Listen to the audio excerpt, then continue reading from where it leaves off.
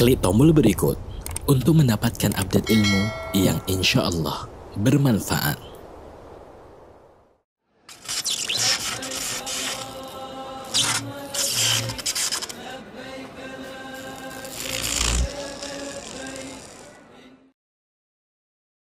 شرور أنفسنا ومن سيئات أعمالنا من يهده الله فلا مضل له ومن يضلل فلا هادي له أشهد أن لا إله إلا الله وأشهد أن محمدا عبده ورسوله. Segala puji bagi Allah Azza wa Jalla yang telah memberikan kita nikmat iman dan Islam, nikmat kesehatan dan juga nikmat waktu luang sehingga kita bisa bersama-sama pada kajian Nero Mengaji pada malam hari ini. Salawat serta salam kita semoga selalu tercurah kepada Rasulullah Nabi Muhammad Sallallahu Alaihi Wasallam, para sahabatnya, kemudian keluarganya dan juga para pengikutnya hingga akhir zaman. Alhamdulillah pada kesempatan kajian Nero Mengaji pada malam hari ini kita telah bergabung bersama kita Ustadz Dr. Syafiq Rijabah Basalama MA, Hafizahullah. Beliau merupakan alumni dari Universitas Islam Madinah. Assalamualaikum Ustadz. Waalaikumsalam warahmatullahi wabarakatuh. Ya, perkenalkan Ana Muhammad Faisal ya yang akan menjadi moderator pada kajian malam hari ini. Insya Allah tema kita pada kajian malam ini ketika kerabatmu menjadi musuhmu. Ya. Jamaah dan peserta kajian sekalian, sebelum kita memulai kajian, saya bacakan kembali adab-adab kajian yang akan berlaku pada kajian kita kali ini. Pertama, mohon menggunakan nama profil yang mudah dikenali, kemudian audio dalam keadaan mute, kemudian untuk peserta akhwat untuk tidak mengaktifkan fitur video, kemudian dianjurkan menyiapkan alat tulis dan mencatat faedah ilmu yang disampaikan oleh Ustadz, kemudian tanya jawab akan dilakukan pada akhir sesi dengan menggunakan kolom chat atau fitur raise hand jika memungkinkan waktunya bisa melalui raise hand. Baiklah, untuk mempersingkat waktu kepada Ustadz Syafiq, kita persilakan tafadhol mazkur. Jazakumullah khairan. Assalamualaikum warahmatullahi wabarakatuh. Alhamdulillah alladzi bi ni'matihi tatimmus salihah. Segala puji bagi Allah Jalla Jalaluh yang karena nikmatnya kebaikan-kebaikan menjadi sempurna. Walhamdulillahi ala kulli hal. Dan segala puji bagi Allah Jalla Jalaluh dalam semua kondisi. Dalam kondisi kita senang, Allah yang pantas dipuji. Dalam kondisi kita berduka, tetap pujian milik Allah Jalla Jalaluh.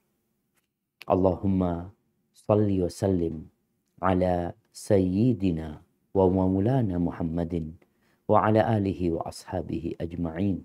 Ya Allah, semoga salawat dan salam senantiasa Engkau curahkan untuk hamba kekasih-Mu, untuk baginda Nabi kita Muhammad alaihi salatu wassalam, untuk keluarga beliau, untuk sahabat-sahabat beliau dan orang-orang yang mencintai beliau.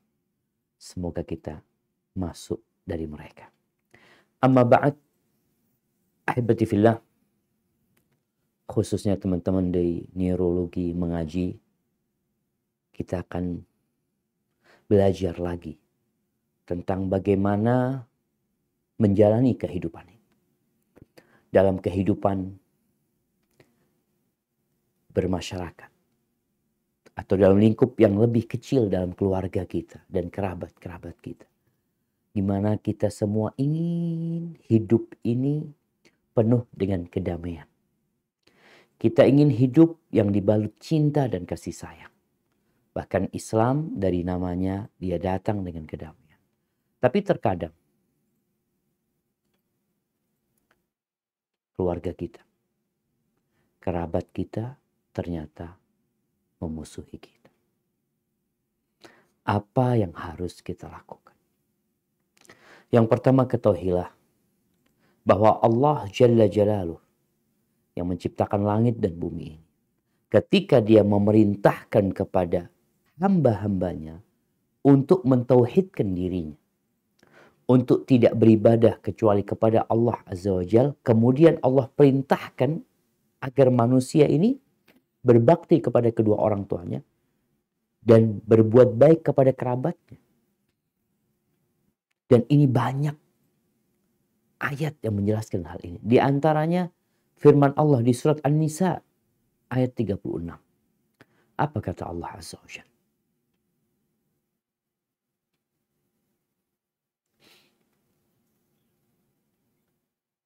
Nah, silakan dok.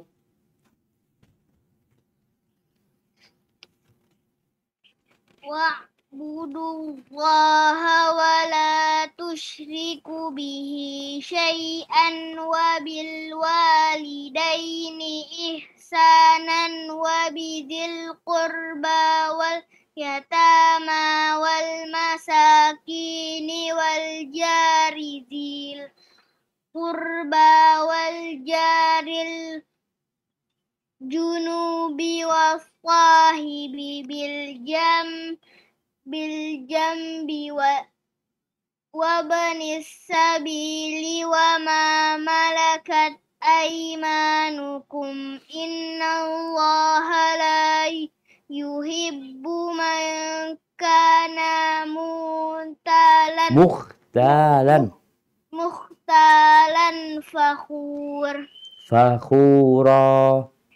Fakhura. Barakallahu fiik. Nah, artinya? Sembahlah Allah dan janganlah kamu mempersekutukannya dengan sesuatu pun. Dan berbuat baiklah kepada dua orang ibu bapak, karib kerabat, anak-anak yatim, orang-orang miskin, tetangga yang dekat dan tetangga yang jauh dan teman sejawat, ibnu sabil dan hamba sahayamu. Sesungguhnya Allah tidak menyukai orang-orang yang sombong dan membangga-banggakan diri. Masya Allah. Siapa yang baca ini? Siapa namanya? Razafa. Masya Allah. Barakallahu fiik. Razafa. Nah, jamaah rahimakumullah. Kita lihat di ayat ini. Allah mengatakan wa'budullah. Beribadah kepada Allah dan jangan melakukan kesyirikan. Tidak sedikit umat Islam yang berpikiran bahwasanya Islam ini hanya mengatur hubungan antara manusia dengan penciptanya. Tapi kalau kita membuka Al-Quranul Karim, lalu membaca ayat-ayat Allah, kita akan sadar bahwa tuduhan itu tidak berdasar. Allah perintahkan berbuat baik kepada kedua orang tua, berbuat baik kepada karib kerabat, kepada anak-anak yatim, kepada orang-orang miskin, kepada tetangga dekat, tetangga jauh, teman sejawat, kepada orang-orang yang putus perjalanan, dan kepada budak-budak. Ini perintah Allah langsung. Dan kalau kita lihat, kita bicara kerabat. Kerabat ini masuk babnya bab silaturahim. Kalau kepada kawan kita, ya kita berbuat baik atas perintah Allah. Kepada tetangga juga seperti itu. Tapi ada kerabat yang memiliki kedudukan spesial. Rasulullah SAW bersabda dalam hadis riwayat Imam Bukhari, "Man kana yu'minu billahi wal yaumil akhir falyasir rahimahu." Barang siapa yang beriman kepada Allah dan hari akhir, beriman nih, maka hendaklah dia menyambung rahimnya. Ini perintah dari Nabi SAW buat yang beriman. Itu juga menjadi motivasi orang berbuat baik kepada kerabat. Kenapa? Karena mengharapkan balas budi, karena menginginkan pujian dan sanjungan. Mukmin nggak kayak gitu. Kenapa dia berbuat? Karena Allah yang nyuruh ana. Kenapa engkau berbuat? Karena ana berharap balasan dari Allah di hari akhir. Kemudian Rasul SAW menjelaskan bahwa berbuat baik kepada kerabat. Ingat, silaturahim itu terjemahannya yang ringan adalah berbuat baik kepada kerabat kita. Menyambung rahim, yakni berbuat baik kepada mereka. Dengan segala cara yang disyariatkan. Silaturahim ini ternyata dapat membuka pintu rizki dan memperpanjang umur kita. Bagi yang rizkinya sempit, bagi yang susah dan hidup penuh dengan penderitaan, yang sakit-sakitan, silaturahim. Pintu rizki itu bukan hanya bekerja. Kita tuh sibuk sekolah untuk bekerja. Setelah lulus sekolah, kita berpikir untuk melamar pekerjaan. Nggak dapat pekerjaan. Mungkin salah satu pintunya belum kita buka. Usaha melamar, oke, kita jalanin. Tapi untuk membuka pintu itu, salah satunya silaturahim. Kata Nabi alaihi salatu wassalam dalam riwayat Imam Bukhari dan Muslim, man ahabba ayyubsata lahu fi rizqihi wa yunsa'a lahu fi atharihi falyasil rahimah. Barang siapa yang ingin dibentangkan rezekinya, yang sempit, ingin diperluas rezekinya, dan ingin umurnya diperpanjang, apa yang harus dia lakukan? Olahraga, minum vitamin, kerja keras, merantau. Ya, sebab-sebab dunia tafadhol dikerjakan. Tapi sebab agama yang kita tahu pada hakikatnya yang punya alam semesta ini Allah Azza wa Jalla. Falyasil rahimah. Hendaklah menyambung rahimnya. Dan subhanallah, Allah Azza wa Jalla tatkala menciptakan rahim. Kita tahu rahim yang ada di perut ibu kita. Ketika Allah menciptakan, innallaha khalaqal khalqa hatta idza faragha min khalqi. Allah menciptakan segala ciptaannya. Tatkala Allah selesai menciptakan ciptaan-ciptaannya itu, rahim berkata, hadza maqamul a'idzi bika minal qati'ah. Ini makomnya, kedudukan orang yang berlindung kepadamu dari diputuskan. Qala na'am. Iya. Apa kata Allah? Ama tardaina an asila man wasalaki wa aqta'a man qata'aki. Apa engkau tidak ridha di mana aku memberi sebuah ketetapan? Aku akan menyambung orang yang menyambungmu. Menyambung rahim. Dan aku akan memutuskan orang yang memutuskan. Bayangin, diputusin sama Allah. Orang aja diputus sama orang yang dia cintai, kebingungan dia. Orang diputus kerja dari tempat yang dia kerja bertahun-tahun, kebingungan dia. Bagaimana tatkala dia diputus oleh sang pencipta yang memutuskan hubungan dengan dia. Apa kata rahim ini? Bala ya Rabbi. Tentu aku mau kalau itu keputusanmu. Qala fahuwa laki. Ya, itu sudah untukmu. Hadis rawahul Bukhari dan Muslim. Dan orang yang memutuskan rahim, subhanallah, itu diancam dengan laknat Allah Azza wa Jalla. Ini salah satu bentuk diputus sama Allah, nih orang gak dikasihi. Namanya laknat itu dijauhkan dari rahmat Allah Azza wa Jalla. Allah berfirman di surat Muhammad sallallahu alaihi wasallam ayat 22-23. Apa kata Allah Azza wa Jalla? Nah, silahkan dibaca.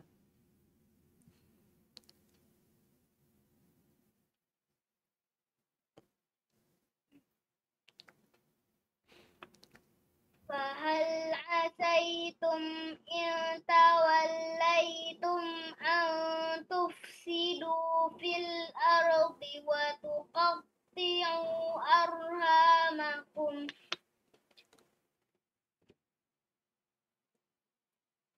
أولئك الذين لعنهم الله فأصمهم وأعمى أبصارهم. Barakallahu fiik.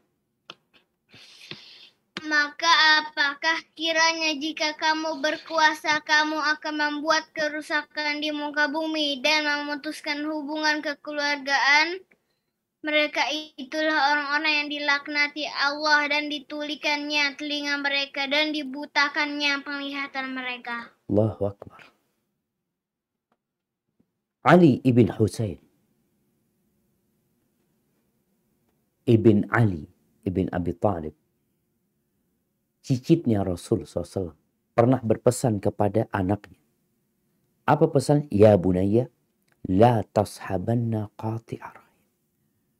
Wahai ananda, janganlah kamu berkawan, bersahabat dengan orang yang memutuskan rahim. Nih, di antara kriteria kawan itu jangan cari kawan yang memutuskan silaturahim. Hubungan kekeluargaan, gak bertegur sapa sama pamannya, sama sepupunya, kadangkala sama kakaknya, sama adiknya. Jangan berkawan sama orang yang memutuskan silaturahim. Fa inni wajadtuhu mal'unan fi kitabillah fi thalathati mawatin. Aku melihat, aku mendapati orang yang memutuskan rahim itu terlaknat di dalam kitab Allah di 3 tempat. Salah satunya di surat Muhammad ayat 22-23. Terlaknat. Maka jangan meremehkan orang-orang yang mungkin terasa baik, sholat 5 waktu di masjid, sedekahnya banyak, zikirnya banyak, umrah dan haji, tapi memutuskan silaturahim, terlaknat tuh orang. Dan Nabi SAW mengatakan, ma min dhammin ajdar an yu'ajjilallahu li sahibihi bil uquba fid dunya ma'a ma yaddakhiru lahu fil akhirah minal baghi wa qati'atir rahim. Tidak ada dosa yang lebih pantas untuk disegerakan hukuman buat orang itu di dunia, ditambah lagi nanti di akhirat hukumannya. Jadi bukan hukuman di dunia selesai, di akhirat enggak. Plus hukuman akhirat nanti dari 2 dosa. Kezaliman dan memutuskan rahim. Hadis rawahu Abu Dawud. Maka hibati fillah, kita perlu berhati-hati. Orang yang memutuskan hubungan rahim, ya, hubungan kekeluargaan, amalannya nggak diangkat, nggak diterima sama Allah. Sholatnya, puasanya, kita doanya taqabbalallahu minna wa minkum. Gimana engkau mau diterima sedangkan engkau memutuskan rahim? Di dalam hadis yang diriwayatkan Imam Ahmad, Rasulullah SAW mengatakan, inna a'mala bani Adam tu'radu ala Allah tabaraka wa ta'ala asyiyata kulli khamisin, lailatul jum'ah. Amalan-amalan anak Adam itu dipaparkan kepada Allah Azza wa Jal setiap hari Kamis di malam hari, malam Jumatnya. Kamis malam pas malam Jumat. Fala yuqbalu amalu qati'i rahim. Nggak diterima amalan orang yang memutuskan rahim. Maka jangan engkau merasa baik tatkala engkau hatam Al-Quranul Karim tiap malam, kalau ternyata engkau memutuskan rahim. Bukankah di Al-Quran engkau dilaknat? Bukankah Nabi SAW menjelaskan amalanmu nggak diangkat? Ahibbati fillah. Dan terakhir, la yadkhulul jannah qati'u rahim. Rawahu Tirmidzi. Nabi SAW mengatakan, tidak masuk surga orang yang memutuskan rahim. Terus gimana Ustaz? Kalau ternyata yang jadi musuh kita ini kerabat kita sendiri yang memusuhi kita. Kalau yang musuhi kita itu orang jauh, ya biasalah mungkin kita jarang ketemu, jarang berjumpa. Tapi kalau ternyata kerabat kita sendiri, keluarga sendiri, maka berat sekali. Kita diperintahkan berbuat baik, diperintahkan mendekat, dia menjauh. Sampai ada pepatah Arab yang mengatakan wa zulmu dzawil qurba asyaddu mawadatan 'ala nafsi min waq'il husamil muhannadi. dan kezaliman yang dilakukan oleh kerabat, itu rasanya lebih menyakitkan daripada tebasan pedang India. Pernah ada seorang sahabat yang datang menjumpai Nabi SAW berkaitan dengan kerabatku, musuhku. Dia mengatakan, ya Rasulullah, wahai Rasulullah, inna li qarabatan asiluhum wa yaqta'una.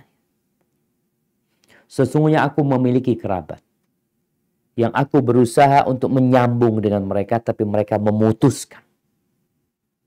Mereka memutuskan aku. Nggak mau terima tamu kadang-kala. Telepon kita diblokir. Kalau sekarang ya, kita datang ke rumahnya dikatakan nggak ada. Pokoknya aku berbuat baik, mereka aku datang. Mereka memutuskan. Wa uhsin ilaihim wa yusi'una ilaih. Aku berbuat baik kepada mereka, mereka berbuat buruk kepada. Wa ahlumu anhum wa yajhaluna alaih. Aku tabah menghadapi mereka. Tapi mereka terus berbuat bodoh kepada aku. Apa yang harus dilakukan? Nabi SAW mengatakan, la in kunta kama qulta. Kalau engkau seperti yang kau ucapkan. Benar yang kau ucapkan itu. Karena Nabi nggak tahu dengan realita yang ada. Maka hukum Nabi, kalau benar ucapanmu itu, faka'annama tusifuhumul man. Engkau seperti orang yang memberikan abu panas kepada mereka. Orangnya kalau dikasih abu panas, dia akan nggak nyaman. Apa yang kau lakukan akan membuat mereka menderita. Mereka nggak nyaman. Mungkin mereka merasa pasang badan nggak apa-apa gitu. Tapi mereka menderita secara kejiwaan. Wah, nanti di akhirat kita tahu balasan buat orang yang memutuskan rahim. Wala yazalu ma'aka minallahi zahir alaihim ma dumta ala dzalik. Dan akan ada dari Allah pelindung untukmu selama engkau berbuat itu. Rawahu Muslim. Artinya tatkala ada kerabat yang menyakiti kita, kita terus berbuat baik kepada mereka. Memusuhi kita, kita mencintai mereka. Karena dalam agama kita, cinta itu karena Allah dan benci itu karena Allah. Ketika turun wahyu, Anda mau cerita tentang Nabi kita Muhammad SAW. Ini buat orang-orang yang punya kerabat yang memusuhi dia. Teladani Nabi kita Muhammad SAW. Bagaimana menghadapi kerabatnya sendiri yang secara verbal menyakiti Nabi dan keluarganya SAW. Dan secara perbuatan memalukan. Ketika turun wahyu kepada Nabi Muhammad SAW dan Allah memerintahkan kepada Nabi, wa anzir ashiratakal aqrabin, berikan peringatan kepada kerabat-kerabatmu yang dekat. Jadi sebelum berdakwah kepada orang lain, kerabatmu dulu. Maka Nabi SAW mengumpulkan mereka. Lalu kumpullah keluarganya. Nabi mengatakan kepada mereka, ara'aitum in haddathukum annal aduwa musabbihukum aw mumassikum akuntum musaddiqin. Menurut kalian, kalau aku kabarkan kepada kalian akan ada musuh yang menyerang kalian di pagi hari atau di sore hari, kalian percaya nggak dengan ucapanku? Qalu na'am. Kata mereka, percayalah. Ma jarabna alaika kadziban. Kita nggak pernah mendapatimu berdosa. Lalu Nabi SAW mengatakan, fa inni nadhirun lakum baina yaday adzabin syadid. Aku ini kabar gembira. Aku ini adalah pemberi peringatan kepada kalian. Akan datangnya azab yang sangat menakutkan. Yang berat sekali. Faqala Abu Lahab Abu Lahab mengatakan, Ali hadza jama'tana. Untuk ini engkau mengumpulkan kami. Tabban laka. Marah Abu Lahab sambil menggerakkan tangannya, dia mengatakan, celaka buat engkau sa'ilal yaum, sepanjang hari. Hanya untuk ini kau kumpulkan kami. Subhan. Akhirnya turun firman Allah, tabbat yada abi lahabi wa tab. Itu pamannya sendiri. Nabi ini udah gak punya bapak. Pamannya ini kayak gitu kelakuan.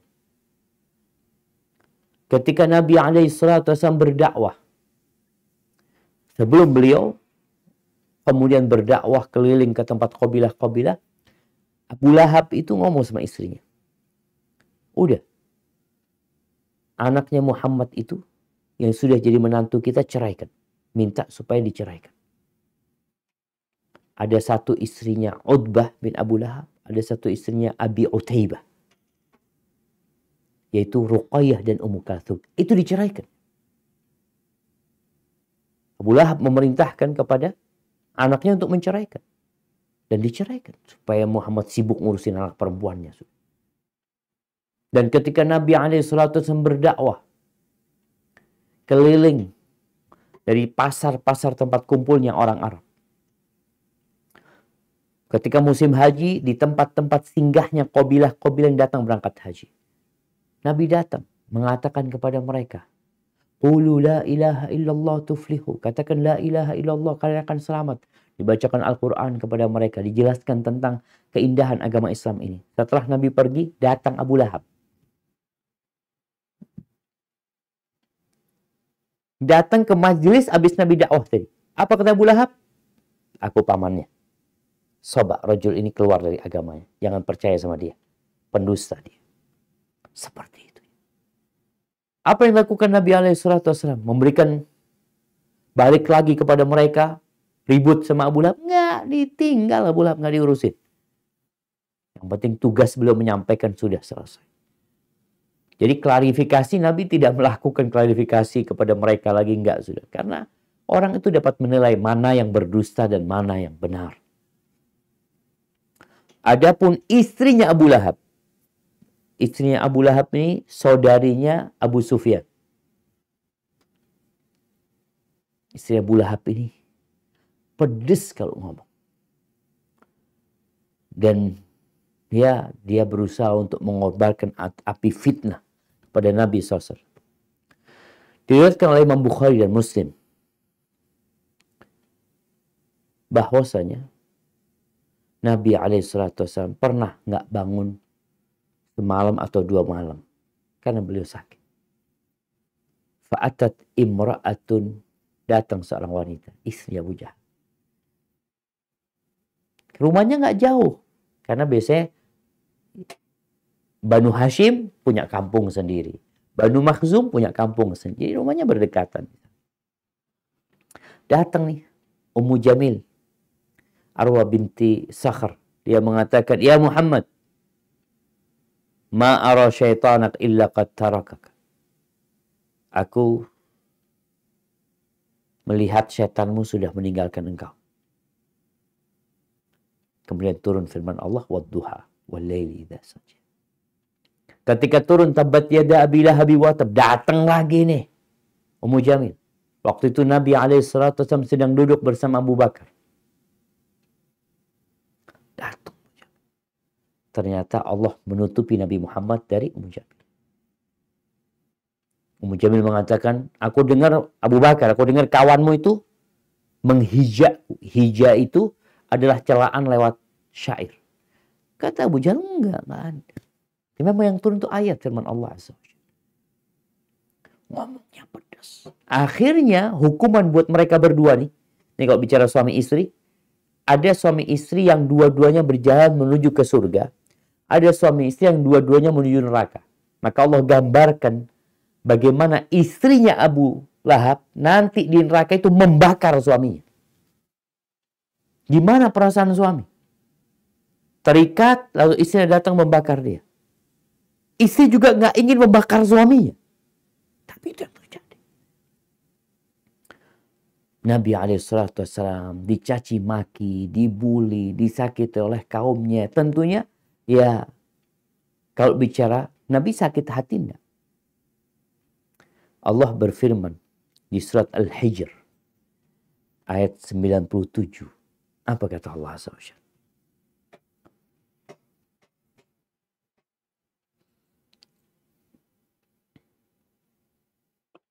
وَلَقَدْ نَعْلَمُ أَنَّكَ يَضِيقُ صَدْرُكَ بِمَا يَقُولُونَ.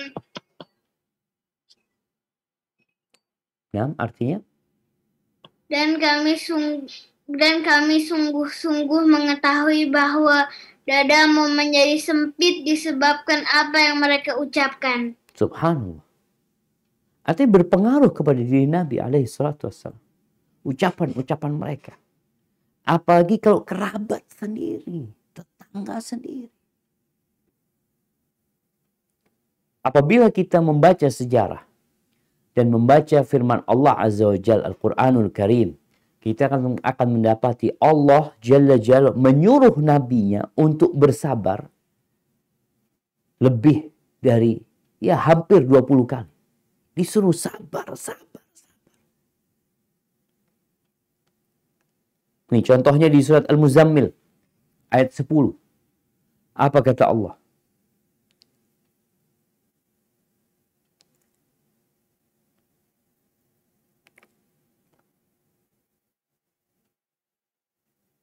Naam, Razafa?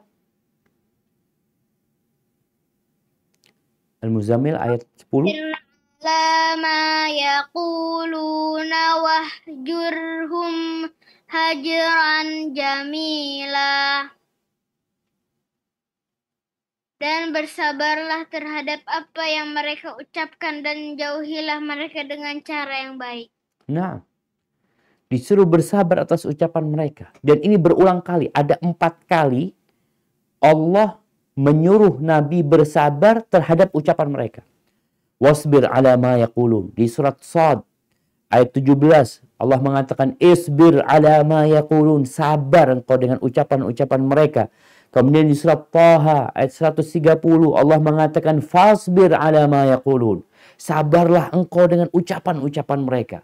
Wasabbih bihamdi rabbika, bertasbihlah engkau menyebut Allah Azza wa Jalla qabla tulu'i syamsi wa qabla ghurubiha, sebelum matahari terbit, sebelum matahari terbenam, wa min ana'il lail, dan ketika malam hari, fasabbih wa atrafan nahar la'allaka tarda. Bertasbihlah engkau di ujung-ujung siang, niscaya engkau akan ridha. Disuruh sabar. Di surat Qaf ayat 39 Allah mengatakan fasbir ala ma yaqulun. Sabar kau dengan ucapan mereka. Jadi sikap kita tatkala ada kerabat kita yang menjadi musuh buat kita, ya kita harus bersabar. Abu Bakar Siddiq. Jadi kita tuh kalau membaca perjalanan hidup Nabi SAW, perjalanan hidup Abu Bakar Siddiq radhiyallahu anhu, Umar bin Khattab, kita tuh akan dapat mengamalkan Islam ini sesuai dengan yang diinginkan Allah dan Rasulnya. Dan sudah dipraktekkan oleh para sahabat Nabi. Abu Bakar Siddiq pernah dia disakiti oleh anak sepupunya, yaitu Mistah ibn Utsatha. Mistah bin Utsatha ini ibunya dia sepupunya Abu Bakar Siddiq radhiyallahu anhu. Kira-kira sebelum tahun ke-5 Hijriah atau tahun ke-4 Hijriah ada peristiwa perang. Yang pulang dari perang itu, Aisyah terlambat. Pasukan sudah nyampe, Aisyah ini diantar sama sahabat Safwan bin Mu'attil. Akhirnya tersebar fitnah, isu di kota Madinah kalau Aisyah berzina dengan Safwan.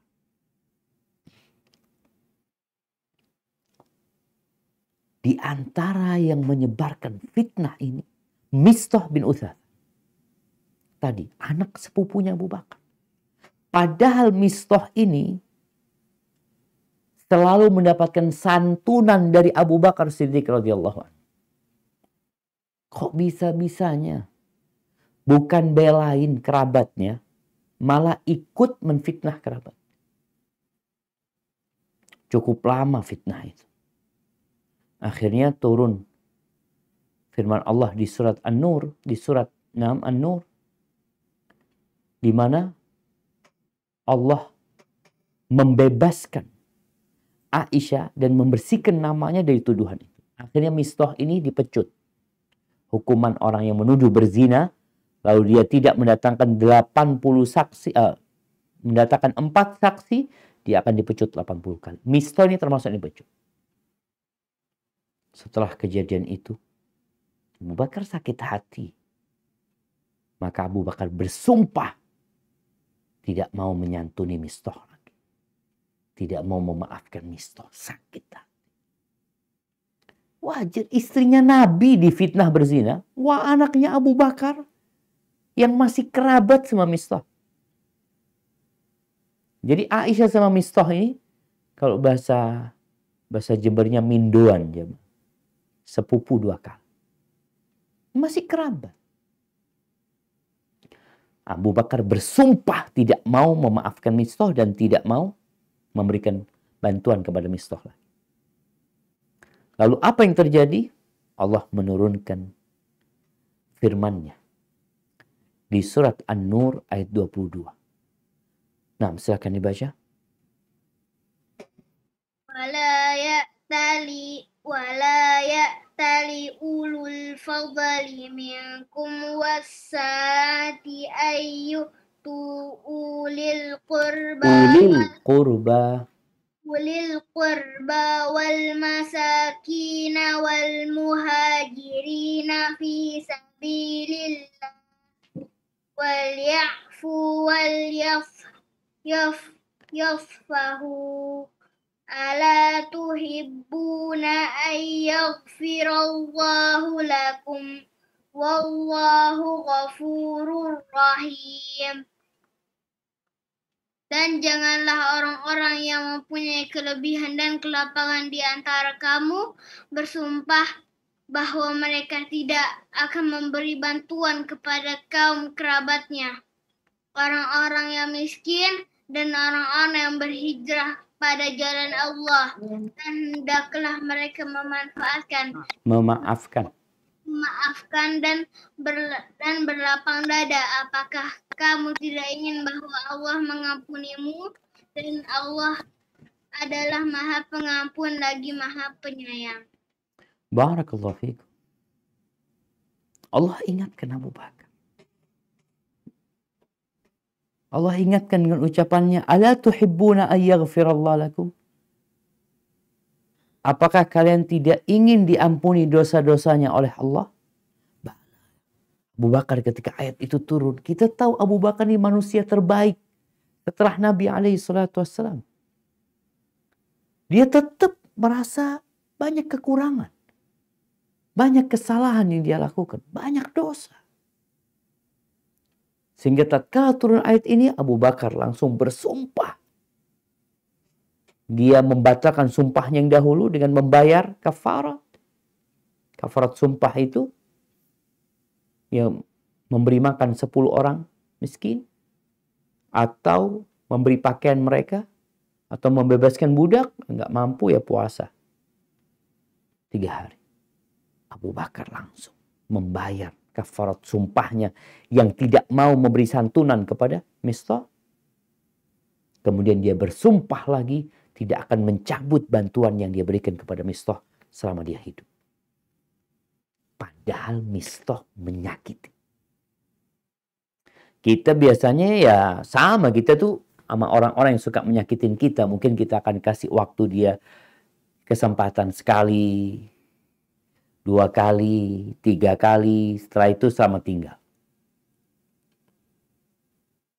Ahibati fillah, semua berbuat salah. Tapi bagaimana kita memperbaiki orang yang berbuat salah? Jadi kalau ada kerabat kita yang jadi musuh kita, yang memusuhin kita, Kita perlu introspeksi diri kita. Bisa jadi dia yang salah, bisa jadi anak yang salah. Kalau ternyata dia yang salah, ternyata kita maafkan dia. Kalau kita yang salah, kita minta maaf. Kita tuh kadangkala merasa paling benar. Oke, Abu Bakar benar. Ketika dia sakit hati, nggak salah dia sakit hati. Tapi tatkala dia bersumpah tidak mau memberikan santunan, dia salah. Maka Allah tegur. Maka ahibati fillah, terkadang orang-orang itu memusuhi kita yang sudah belajar agama dengan benar, yang sudah ngaji sesuai dengan sunnah Nabi SAW, gara-gara sikap dan perilaku kita kurang baik.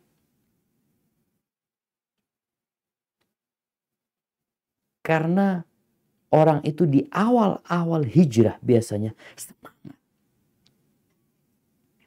Semangat yang tidak berlandaskan ilmu. Sehingga kebablasan. Akhirnya kerabat kita gak suka sama kita. Dengan sikap kita. Kalau kita berbuat baik kepada kerabat kita, berakhlak mulia seperti perintah Allah dan perintah Rasul SAW, insya Allah kalaupun mereka membenci kita, tapi di hati mereka akan merasakan bahwasanya yang kita lakukan adalah sebuah kebaikan. Oleh karena itu, di surat Fussilat ayat 34-35, bagaimana Allah Jalla Jalal memberikan arahan kepada kita menghadapi manusia yang jahat sama kita, yang menyakiti kita. Apa kata Allah? Di surat Fussilat ayat 34-35. Wala tastawil hasanatu walas sayyi'ah. Idfa' billati hiya ahsanu fa idzal ladzi ini mah ka'annahu waliyun hamim. Wa ma yulaqqaha illa alladzina sabaru wa ma yulaqqaha illa dzu hauzzin azim. Dan tidaklah sama kebaikan dan kejahatan. Tolaklah kejahatan itu dengan cara yang lebih baik. Maka tiba-tiba orang yang antaramu dan antara dia adalah ada permusuhan, seolah-olah telah menjadi teman yang sangat setia. Sifat-sifat yang baik itu tidak dianugerahkan, melainkan kepada orang-orang yang sabar, dan tidak dianugerahkan, melainkan kepada orang-orang yang mempunyai keuntungan yang besar. Masya Allah. Ini arahan Allah Azza wa Jalla. Kalau menghadapi setan, Allah memerintahkan kepada kita, fasta'id billah. Engkau berlindung kepada Allah Azza wa Jalla. Nggak ada cara lain menghadapi setan kecuali minta perlindungan sama Allah. Kenapa? Kita nggak ngelihat setan. Dan setan ini diciptakan dari api yang membara. Sulit untuk berdamai sama setan. Nggak ada. Makanya Allah Azza wa Jalla mengatakan, inna syaitana lakum adu fattakhidhuhu adu. Setan itu adalah musuh buat kalian dan jadikan dia musuh. Udah. Sampai kapanpun kita akan mengumumkan perang kepada setan. Tapi kalau orang yang menjahati kita, memusuhi kita, cara kita menghadapinya nggak sama dengan cara setan. Apalagi kerabat kita. Kadang-kala kakak, kadang-kala adik, kadang-kala paman, kadang-kala nih orang tua sendiri. Orang tua sendiri yang musuhin kita. Apa yang harus kita lakukan? Idfa' billati hiya. Balaslah dengan cara yang lebih baik. Seharusnya keburukan itu dibalas dengan keburukan. Seperti itu seharusnya. Tapi menghadapi manusia nih, kita membalas keburukannya dengan kebaikan. Itu perintah Allah Azza wa Jalla. Sampai Allah mengatakan, فَإِذَا الَّذِي بَيْنَكَ وَبَيْنَهُ عَدَاوَةٌ. Ini adanya permusuhan antara kita sama dia dapat berubah menjadi pertemanan yang sangat hangat sekali. Allah lah sebenarnya yang memperbaiki hubungan kita. Tapi kita berusaha untuk memperbaiki hubungan kita. Bukan malah kita menjauh. Karena dia musuhin kita, kita seharusnya datang memperbaiki hubungan itu. Namun hal ini tidak bisa dilakukan kecuali buat orang-orang yang bersabar.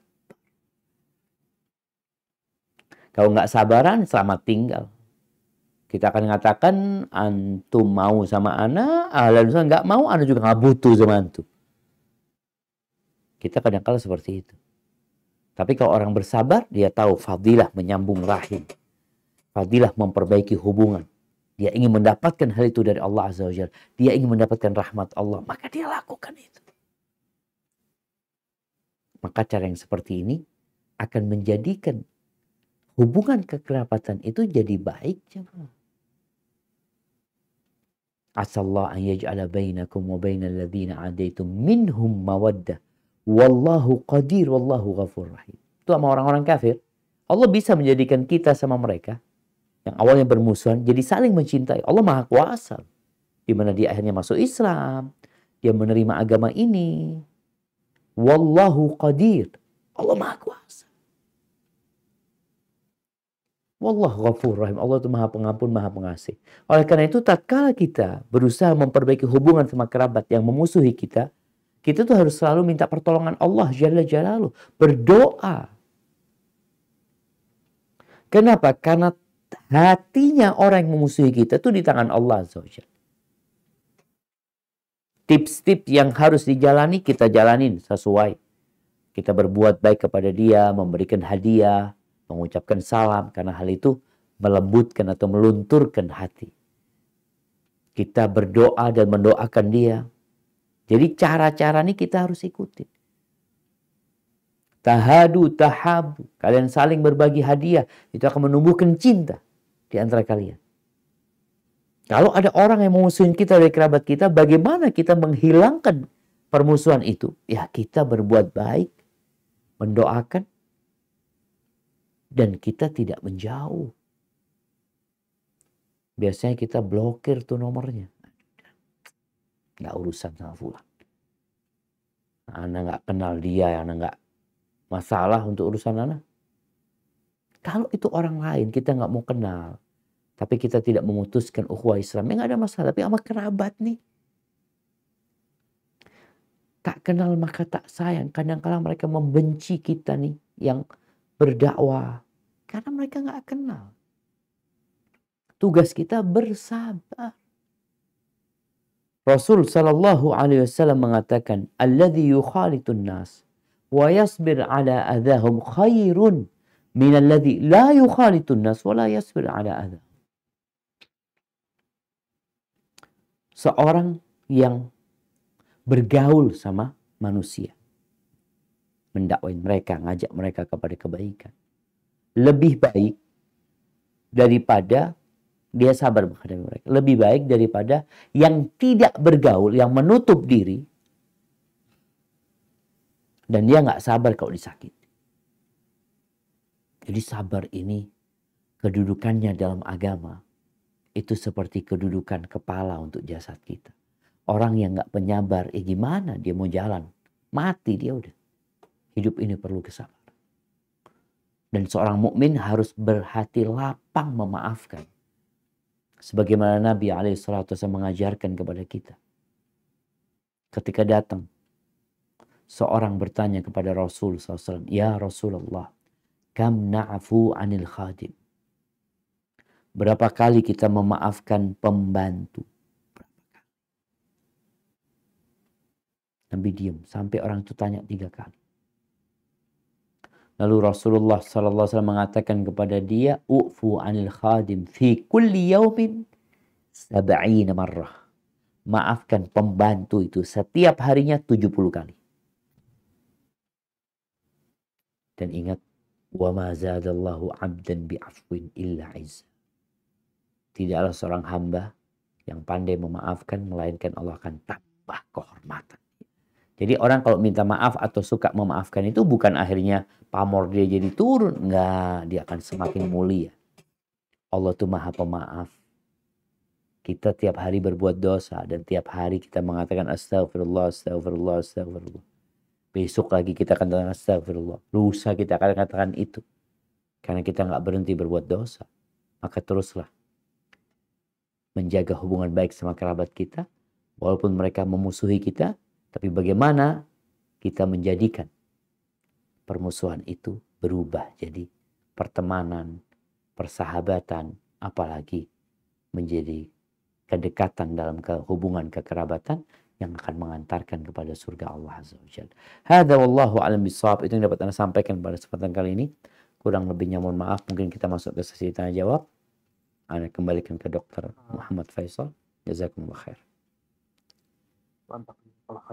Jazakallah khairan kepada Ustadz atas penyampaian materinya. Berikut kita akan masuk sesi tanya jawab ya Ustadz. Ini ada cukup banyak pertanyaan di kolom chat. Namun kepada jamaah kami akan mendahulukan pertanyaan-pertanyaan yang berhubungan dengan materi kajian pada kesempatan kali ini. Jika ada keluangan waktu mungkin bisa materi di luar kajian. Baik Ustadz, kita mulai ya Ustadz ya. Pertanyaan pertama dari Afni Azahra ya. Assalamualaikum Ustadz, izin bertanya. Anda punya kakak akhwat, tapi kami saling bertengkar dan jarang berkomunikasi. Meskipun serumah, dan kami saling blokir nomor WA. Apakah Anda termasuk memutuskan rahim? Mohon pencerahannya Ustadz. Jazakallahu khairan. Barakallahu fiik. Dok, ini satu rumah, Dok?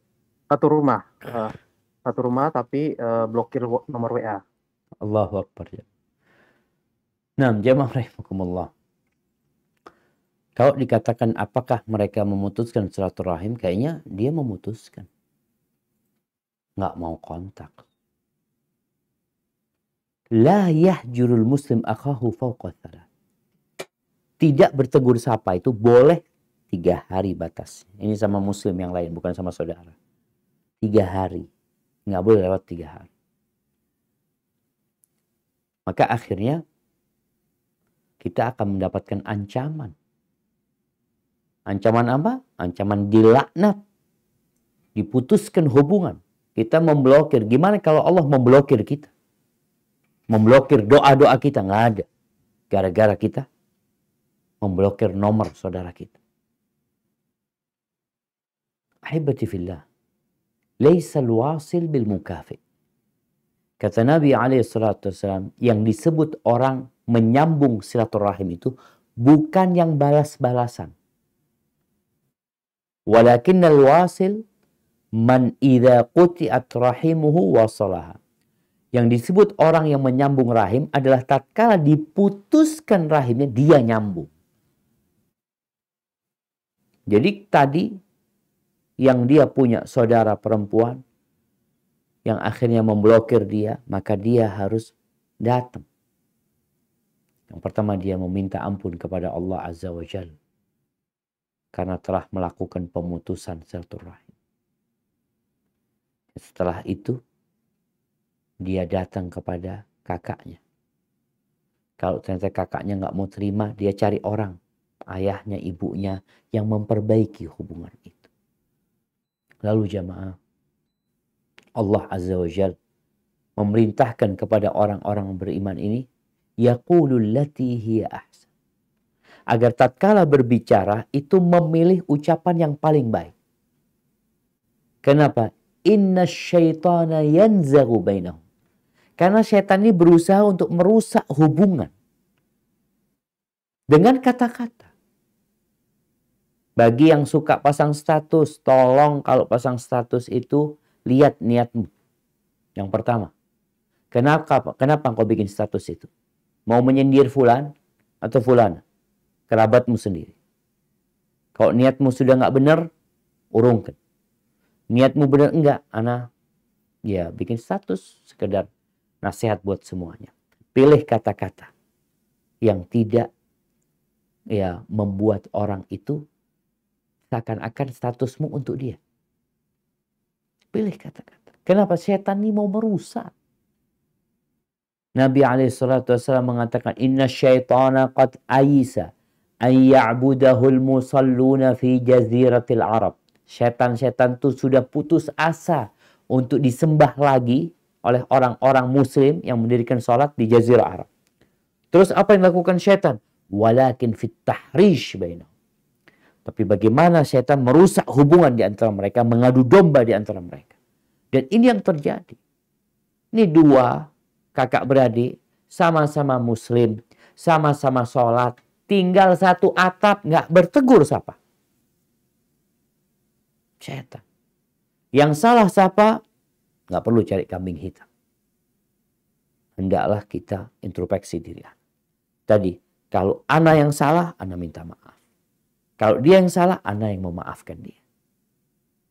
Jangan nunggu dia minta maaf sama kita. Enggak, ana memaafkan dia atas kesalahannya. Bukan berarti ana tunggu dia. Dia nggak minta maaf, ana nggak maafin dia.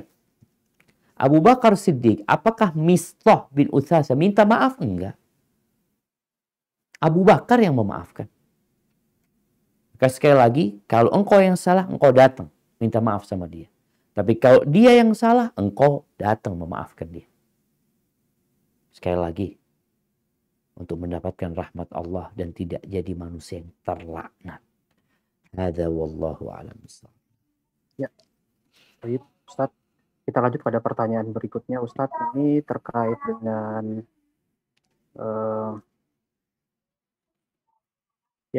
tadi dikatakan bahwa menyambung silaturahim itu dapat memperpanjang usia.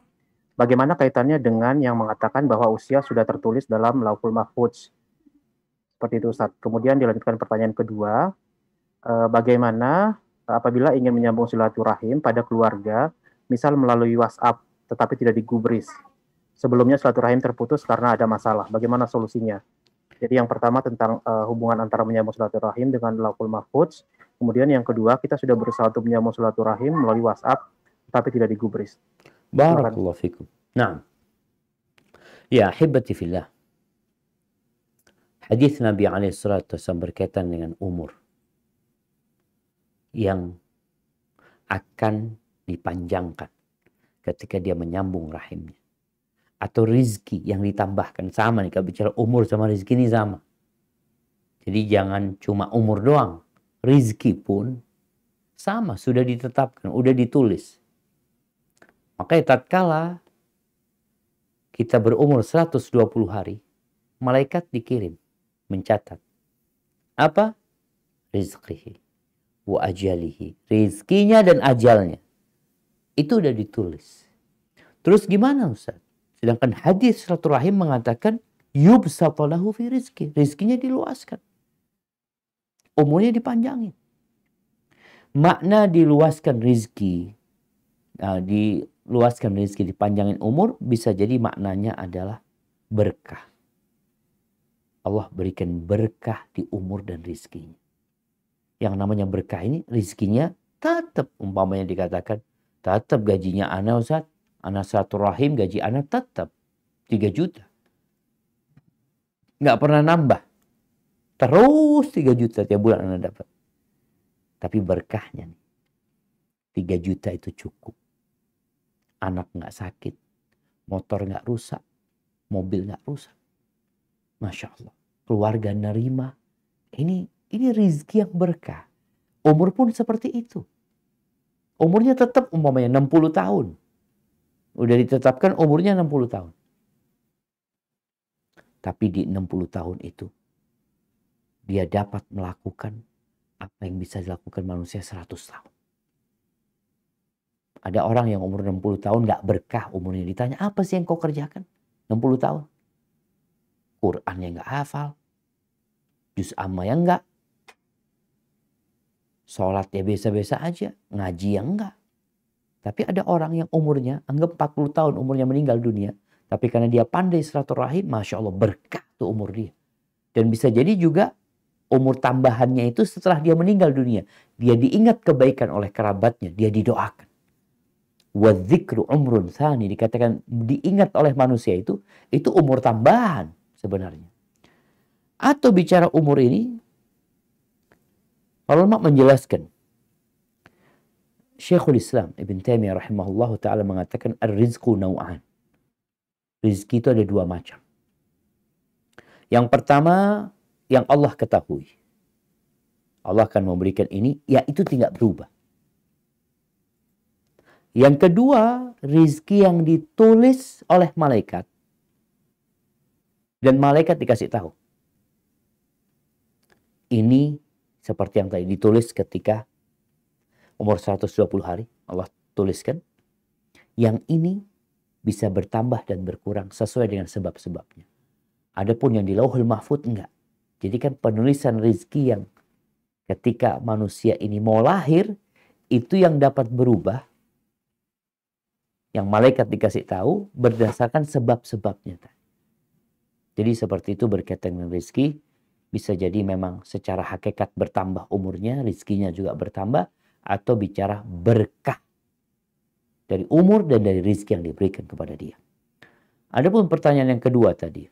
Bagaimana usaha kita menghadapi orang yang putus hubungan kita sama dia. Lalu kita berusaha untuk memperbaiki tapi via WhatsApp. Namun gak digubris. Ana tadi membaca tentang media sosial ini. Tentang teknologi. Bisa jadi membuat hubungan itu malah jauh. Karena kita gak lagi berkunjung, gak lagi ketemu ya. Bas sekedar WhatsApp umum. Maka nasihat Ana kalau memang WA-mu tidak digubris, yang kau datang. Jauh Ustaz. Engkau tulis surat. WhatsApp gak dihubungi, kau tulis surat.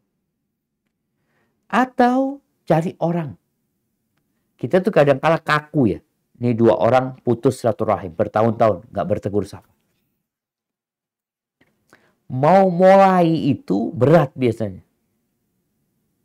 Takut ini, takut itu. Padahal dua orang ini sebenarnya sudah mau baikan. Hanya perlu penengah yang menggeret ini dan menggeret ini untuk dipertemukan. Nah, engkau perlu tuh mediator. Siapalah kawan atau kerabat yang lain yang katakan aku ini merasa berdosa ya. Kok sampai putus silaturahim ya. Aku mungkin yang salah ya. Aku pengen minta maaf ini itu. Nah, mediatornya ini biar dia yang datang ke Fulan. Dia ketemu. Ngobrol sama Fulan. Soalnya kalau tiba-tiba WhatsApp kadang-kala nggak digubris gitu. Tapi jangan pernah putus asa. Sekali lagi kata Allah, idfa billati hiya ahsan. Balaslah dengan yang lebih baik. Permusuhan yang terjadi bisa berubah menjadi pertemanan yang sangat setia. Hada wallahu a'lam bishawab.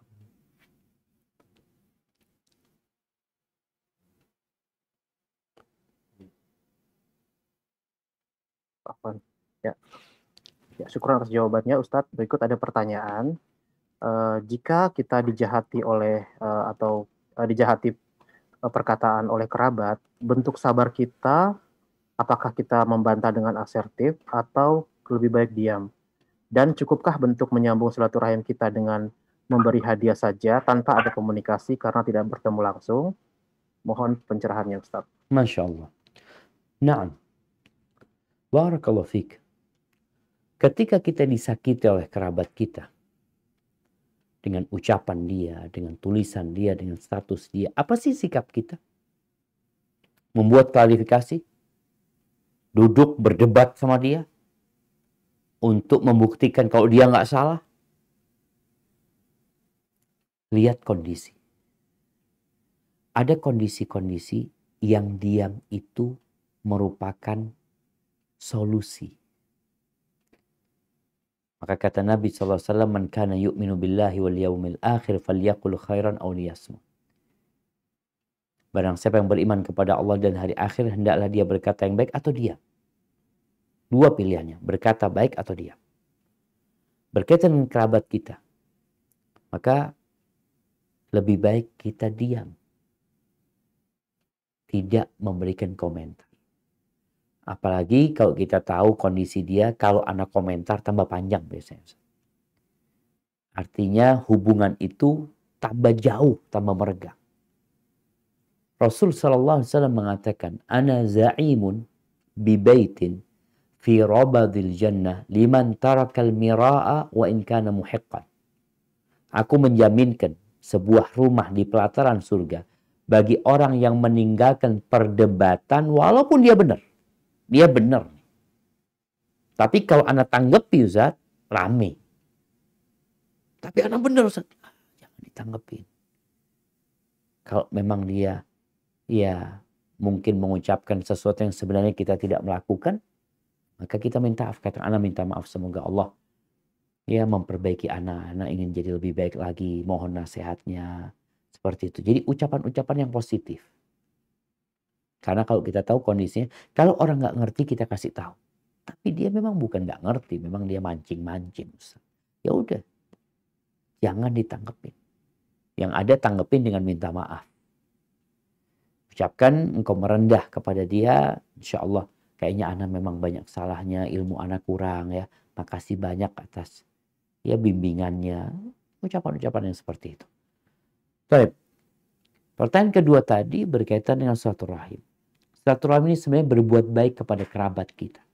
Berbuat baik kepada kerabat kita. Apa saja yang bisa kita lakukan. Kondisi orang beda-beda. Nabi SAW mengatakan, Bullu arhamakum walau bisalam. Basahi rahim kalian walaupun sekedar dengan salam. Assalamualaikum. Maka kalau kita bisa melakukan, kita lakukan itu. Anak nggak bisa bantu, Ustaz. Karena memang ya secara finansial anak nggak punya. Atau anak tinggal di luar kota. Anak nggak bisa pulang karena anak ikut suami umpamanya. Apa yang harus anak lakukan? Yang kau tetap menjalin hubungan. Dengan WA, dengan telepon.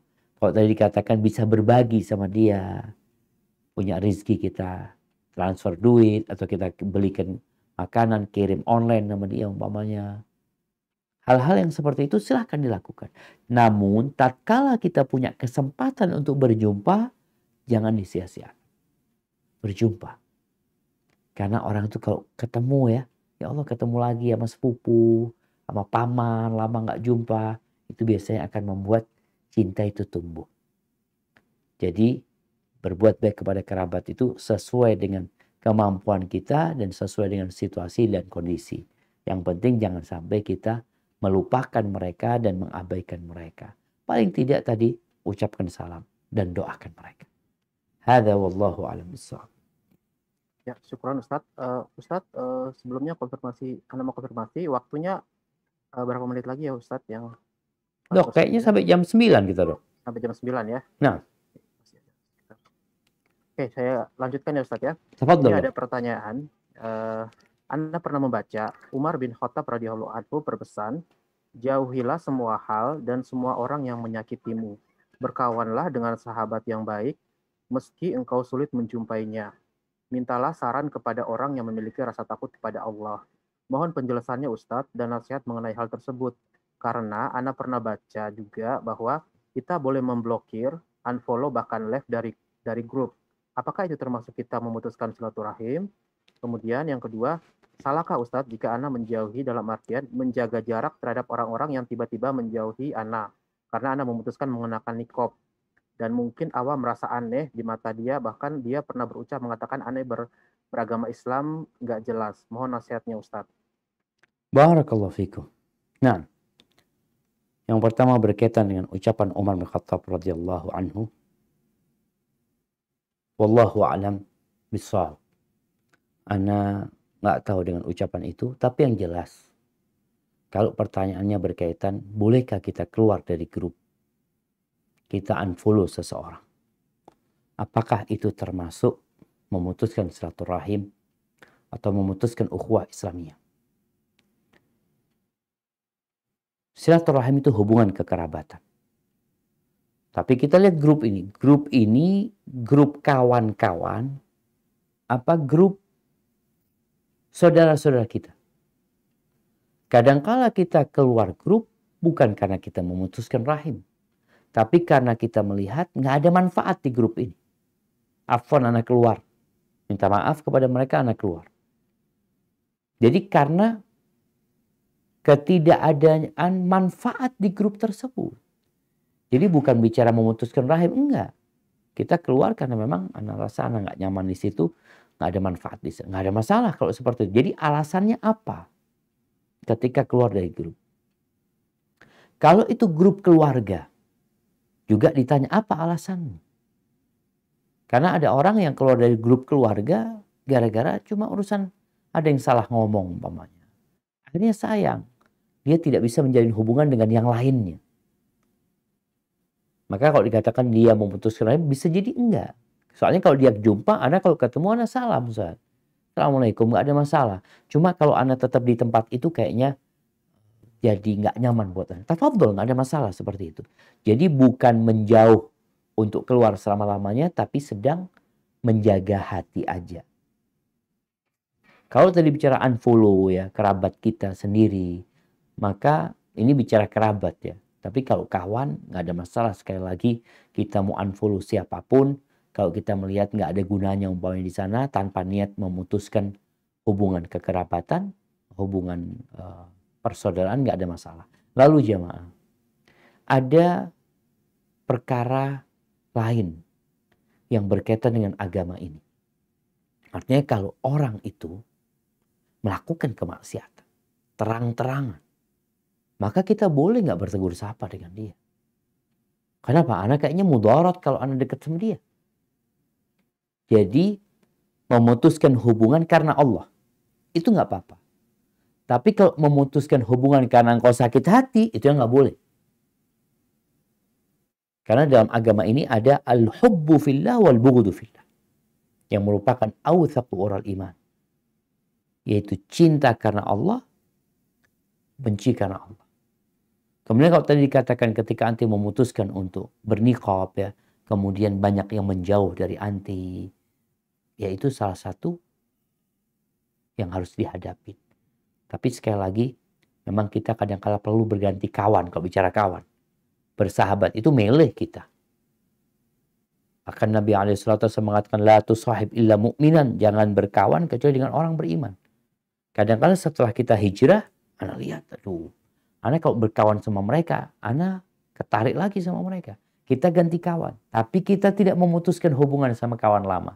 Artinya kita biasa-biasa aja, karena kita sedang ingin menyelamatkan diri kita. Jadi berganti kawan itu nggak apa-apa, nggak ada masalah. Tanpa sekali lagi niat untuk memutuskan hubungan persaudaraan. Kita tetap bertegur sapa sama mereka. Tapi kalau kita memutuskan hubungan karena Allah, maka kita diridhoin Allah. Tapi kalau kita memutuskan hubungan karena diri kita, Allah akan benci sama kita. Karena kita melakukan sesuatu yang terlarang.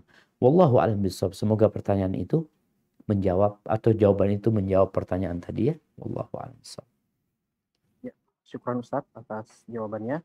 Ini ada yang raise hand, ada 5 peserta kajian. Kita kasih kesempatan dulu ya kepada peserta yang raise hand. Yang pertama kepada Ummu Raisa. Silakan Ummu Raisa, mungkin videonya tidak diaktifkan ya. Silakan. Assalamualaikum warahmatullahi wabarakatuh, Ustaz. Waalaikumsalam warahmatullahi wabarakatuh. Ahlan wa sahlan. Barakallahu fiik. Naam, tafadhali.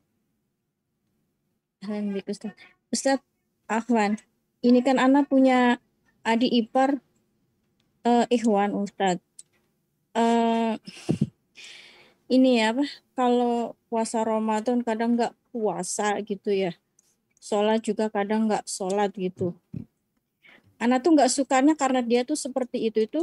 Terus Ana tuh kalau misalkan kan kebetulan nggak serumah, Ustaz. Kebetulan kan di kampung bersama dengan ibu Ana serumah gitu. Kalau misalkan Ana mudik bersama anak-anak pas Ramadan atau gitu ya, di akhir Ramadan itu, anak-anak Ana tuh bertanya, itu kenapa kok Om kok nggak puasa, padahal ini kan bulan puasa. Ana kondisikan sebagaimana semestinya, Ustadz, tapi Ana tidak bisa menutupi hati Ana tuh, Ana benci dengan yang seperti itu, Ustadz.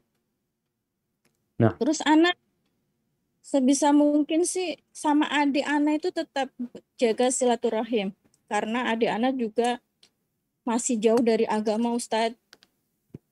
Ana sedihnya seperti itu. Kenapa? Yang pertama karena dulunya juga ayah Ana udah menasihati. Qadarullah yang pertama itu zina, Ustadz, adik Ana gitu. Terus yang kedua itu nikah ketemu dengan yang agamanya nggak baik juga Ustadz. Nah, Anak prihatin sekali Ustadz. siap. Terus Malaysia. anak memutuskan itu untuk jaga jarak dengan Dengan dia. adik ipar itu loh. Adik Iya, ipar nggak ini, bukan adik kandung, adik ipar. Jadi adiknya suami. bukan. Anak punya adik perempuan Ustadz. Adik perempuan anak punya suami gitu. Oh, iya, jadi suaminya adik ini. Betul, Siap. Nah. suaminya adik. Maksudnya kalau ketemu di kampung itu, anak tuh maksudnya interaksinya udah kurang Ustadz. Siap. Maksudnya menghindar gitu, karena anak nggak suka gitu. Barakallah. Terus satu lagi Ustadz. Siap. Ya kalau yang sepupu yang murtad itu gimana Ustadz? Kebetulan qadarullah anak punya sepupu itu murtad Ustadz. Allah. Nah, siap Umur Aisyah. Baik Barakallah. Ustadz, jazakallah khairan Ustadz. Wa iyyak. Assalamualaikum. Waalaikumsalam warahmatullahi wabarakatuh. Ya, hibati fillah. Kita tuh kadang-kala nggak bisa milih orang tua kita. Kita nggak bisa milih kakak kita, adik kita. Tapi istri dan suami kita bisa milih. Adapun kerabat-kerabat, hubungan kerabat itu kan ada yang karena nasab, ada yang karena pernikahan. Yang karena nasab ya nggak bisa milih kita. Apa yang harus kita lakukan? Ya bersabar. Kalau tadi katakan Umur Aisyah, dia benci kepada adik iparnya yang nggak puasa, yang mungkin banyak dosa yang dikerjakan. Benci ini adalah tanda keimanan. Jadi nggak apa-apa, kita bukan nggak apa-apa, disyariatkan kita membenci pelaku kemaksiatan dan maksiat yang dia lakukan. Ada sebagian orang yang mengatakan kita tuh jangan benci sama pelaku kemaksiatan, kita benci dengan maksiatnya, kita benci sama dua-duanya. Sama tuh orang yang lakukan kemaksiatan dan sama kemaksiatan yang dia lakukan. Maka kalau kita lihat Allah Azza wa Jalla mengatakan qad kanat lakum uswatun hasanatun fi Ibrahim walladzina ma'ahu idh qalu liqaum inna bura'a'u minkum wa mimma ta'buduna min dunillah kafarna bikum wa bada bainana wa bainakumul adawatu wal baghdha'u abadan hatta tu'minu billahi. Ada suri teladan yang baik di diri Ibrahim alaihissalam dan para nabi yang bersamanya, orang-orang yang beriman yang bersama. Ketika mereka mengatakan kami berlepas diri dari kalian, dari orang-orang. Dan dari apa yang kalian sembah dari selain Allah Azza wa Jalla. Kita kafir sama kalian.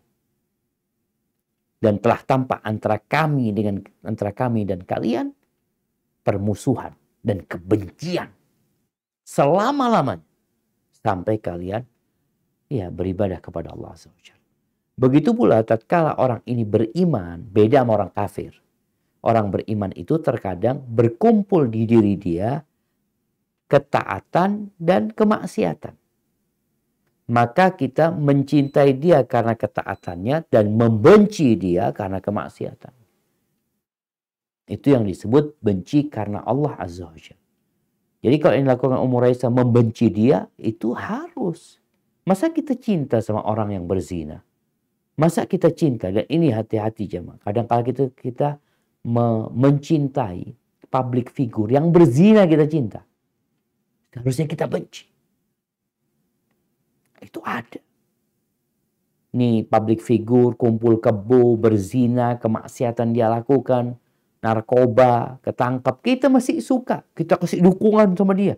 Dukungan apa? Kalau dukunganmu agar dia bertobat, minta ampun sama Allah, wajar. Tapi kalau memberi dukungan sabar ya, engkau mendapatkan ujian. Dia sedang mendapatkan azab karena dosa yang dia lakukan. Seharusnya dukungan kita agar dia bertobat memohon ampun kepada Allah Azza wa Jalla. Jadi kalau bicara cinta dan benci karena Allah itu disyariatkan. Kepada orangnya dan kepada kelakuannya. Kita membenci kalau itu kemaksiatan dan kita mencintai kalau itu sebuah ketaatan. Apa yang harus kita lakukan? Kita menjaga jarak, nggak ada masalah. Agar anak-anak nggak terpengaruh juga. Tapi juga usahakan untuk memberikan nasihat kepada dia dan mendoakan. Adapun pertanyaan kedua tadi berkaitan dengan sepupu yang murtad. Maka ada dua kondisi. Yang pertama, kita selamat tinggal. Kita cuci tangan kita dari dia. Kalau memang ya nggak bisa didakwain. Tapi yang kedua, terkadang sepupu murtad itu ada penyebab. Coba engkau cari tahu. Apa yang menyebabkan dia murtad? Kalau nggak faktor ekonomi, faktor pernikahan. Itu yang banyak terjadi. Karena dia pacaran sama non-muslim, lama-kelamaan jadi murtad. Atau karena masalah ekonomi, ada yang mau ngasih kerjaan dia, atau ngasih jabatan dia jadi murtad. Biasanya ketika dia cerai nanti, dia akan balik. Ketika dia susah lagi ekonominya, biasanya dia balik. Nah, bagaimana sekarang anti memposisikan sebagai pendakwah yang mendakwain dia? Karena kesian. Mungkin seperti itu. Hada wallahu a'lam bishawab. Baik, syukron Ustadz. Kita masih tersisa 10 menit lagi. Mungkin satu pertanyaan lagi ya Ustadz ya. Tafadhol. Dari yang raise hand ya. Dari yang raise hand, Ibnu Rahadian. Tafadhol. Jazakallah khairan. Assalamualaikum warahmatullahi wabarakatuh, Ustaz. Waalaikumsalam warahmatullahi wabarakatuh. Ahlan wa sahlan. Afwan bik, Ustaz. Barakallahu Kok fikum. nggak muncul video antum? Nah, Ustaz. Muncul, Ustaz. Ahlan wa sahlan. Tafadhol. Begini, Ustaz, anak itu punya saudara satu ayah beda ibu. Dan kita memang hubungannya dari dulu itu nggak dekat karena memang jarang dipertemukan sama ayah gitu. Nah, Ayah alhamdulillah, nikah lagi apa ayah pisah sama ibu? kenapa, Ustaz? Ayah antum istrinya 2 atau dia menceraikan ibu antum? Oh, enggak. Ayah anak istrinya 4, ibu anak istri yang keempat gitu. Oke, siap. Nah, alhamdulillah sekarang tuh hubungannya baik gitu, Ustaz. Jadi dulu memang merasa kita itu nggak dianggap gitu, Ustaz. Tapi saya sama adik itu nggak pernah mempermasalahkan gitu ya. Nah, sekarang udah baik gitu, Ustaz. Nah, kemarin tuh pas anak mudik sama adik udah beberapa kali ke rumah kakak itu. Jadi kakak sebapak itu ada 7 semuanya. Masya Nah, Allah. ke kakak yang paling bungsu gitu. Nah, kita ngobrol, tiba-tiba cerita soal masa lalu, soal warisan, sampai nangis gitu. Nah, sebetulnya nggak ada yang mulai gitu, namun akhirnya kita pulang ke tempat adik di Bandung. Tiba-tiba kakak yang lain, kakak yang tertuanya cerita bahwa ya kita berdua itu difitnah gitu sama kakak itu, kakak yang Ana datengin itu, padahal tujuannya hanya silaturahmi, nggak ada hubungan, nggak masalah soal warisan gitu. Tiba-tiba dihubungi bahwa katanya ke sana untuk menuntut warisan. Masya Allah, la ilaha illallah. Saya nggak bilang gitu. Nah, yang jadi masalahnya kita sebetulnya nggak terlalu marah sama adik itu, cuman solusinya nih bagaimana minta nasihatnya gitu, Ustaz, agar Siap. Bagi saya bagaimana memberikan untuk solusi ini gitu, Ustaz. Jazakallahu Masya Allah. Barakallahu fiik. Iya jemaah. Masalah warisan ini memang masalah yang sensitif ya.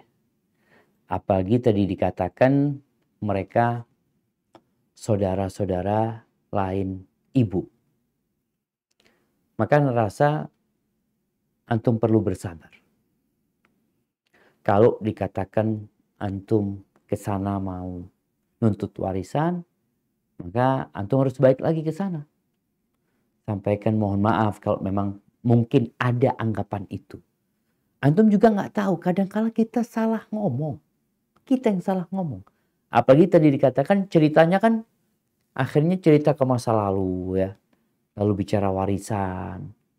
Bisa jadi memang ada omongan yang menyebabkan tuduhan itu atau fitnah itu muncul gitu. Apalagi tadi sang kakak terus serang telepon antum ya, masih tahu antum. Jadi sebenarnya mereka juga nggak tahu. Mereka kan menanyakan apakah benar memang antum untuk nuntut itu. Jadi mungkin terbawa cerita sebenarnya yang akhirnya membuat hubungan jadi nggak nyaman. Rasa antum sama adik nggak perlu marah, kita itu perlu cari uzur buat orang yang menganggap kita salah. Atau kita melihat dia berbuat salah. Sampai sebagian salaf mengatakan cari 70 alasan kenapa dia melakukan itu kepada kita. 70 alasan. Kalau ternyata setelah 70 alasan kok nggak ada yang cocok, maka katakan kepada dirimu, mungkin dia punya alasan yang aku tidak mengetahui. Maka buat antum bersabar dan berbaik sangka sama mereka, apalagi tadi hubungannya sudah baik. Sekali lagi setan itu nggak ingin antum baikan sama dia. Maka tafadhol antum balik lagi ke sana. Mohon maaf sama mereka kalau mungkin kemarin ketika datang itu ada omongan yang kurang nyaman ya seperti itu. Kalau bicara warisan, ana mohon maaf, ana kalau bicara warisan ana nggak ikut-ikut, mungkin kakak-kakak yang lebih tua yang lebih mengerti tentang itu. Mungkin seperti itu. Sambil berdoa. Hadza wallahu a'lam bissawab. Ya, alhamdulillah waktu sudah menunjukkan pukul 21 waktu Indonesia Barat, Ustadz. Ada yang mau disampaikan lagi, Ustadz, sebagai penutup? Siap. Naam, Dok. Naam, barakallahu fikum. Ahibati fillah. Perjalanan hidup kita suatu saat akan terhenti. Tapi berusahalah. Tatkala waktu kita telah tiba, kita itu tidak menyimpan dendam kepada kerabat kita. Kita itu juga tidak memutuskan rahim kita. Kenapa? Karena ancaman buat orang yang memutuskan rahim. La yadkhulul jannah. Dia nggak masuk surga. Dan surga itu kata Nabi SAW untuk siapa? Kullu mahmumil qalbi saduqul lisan.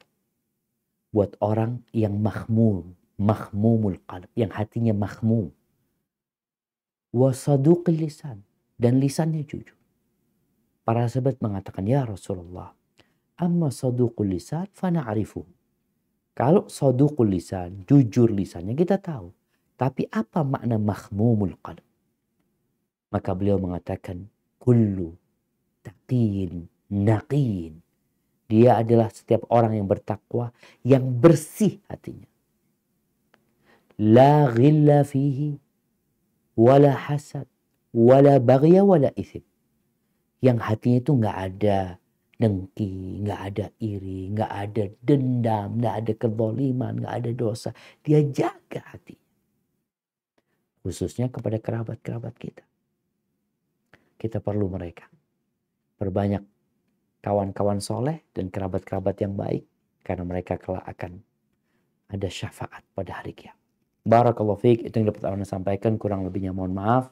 Anda kembalikan ke Dr. Muhammad. Jazakumullah khair. Jazakallah khair. Alhamdulillah kita telah tiba pada penghujung kajian pada malam hari ini di acara Nero Mengaji. Jazakumullah khairan kepada Ustadz Syafiq Hijab Basalama dan tim. Dan kepada para peserta kajian yang pertanyaannya belum sempat terjawab, kami mohon maaf dari pihak panitia karena keterbatasan waktu. Semoga faedah ilmu yang disampaikan oleh Ustadz bisa kita aplikasikan bersama. Baik, Ana tutup kajian kita pada malam hari ini dengan doa penutup majelis. Subhanakallahumma wa bihamdik. Asyhadu an la ilaha illa anta astaghfiruka wa atubu ilaik. Assalamualaikum warahmatullahi wabarakatuh.